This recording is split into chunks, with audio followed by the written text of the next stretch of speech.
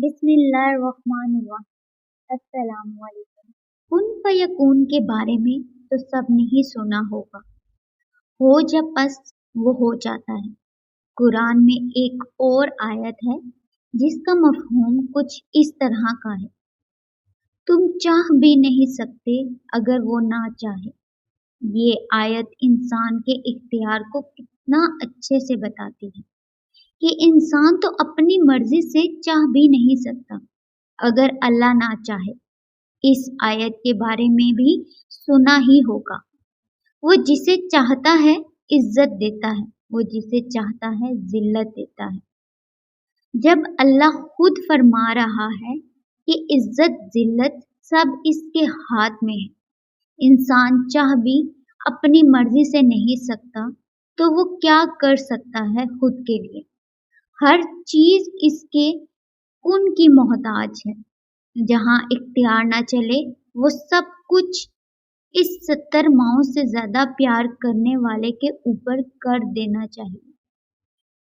इससे ज्यादा इसके बंदे का कोई ख्याल नहीं रख सकता। वो अपने वादों में बहुत सच्चा है। वो 70 माओं से ज्यादा प्यार करने का दावा भी करे और तन्हा छोड़ दे। दिल कैसे तस्लीम कर सकता है कि वो छोड़ देगा या छोड़ दिया उसने। वो तो शहरक से भी ज्यादा करीब है। जब तुम अपनी नींद कुर्बान करके इससे मुलाकात के लिए उठ खड़े होते हो तो वो तुमसे पहले मुलाकात की इस जगह पर मौजूद होता है और फरिश्तों को हुक्म देता है कि इंतजाम करो शुक्र के सिले का, तैयार रखो कुन फयकून का तोहफा। फिर फरिश्ते पूछते हैं, या अल्लाह आज ऐसा कौन सा मेहमान आ रहा है। तो अल्लाह रश करता है इस जवाब पे और फरमाता है, मेरा एक बंदा थक गया था सो वो आज मुझसे मिलने आ रहा है, मुझसे सुलह करने आ रहा है, सारी थकावटों को दूर करने आ रहा है, मुझे मनाने आ रहा है और मेरी रजा में राजी होने के लिए आ रहा है, सुनने और सुनाने के लिए आ रहा है।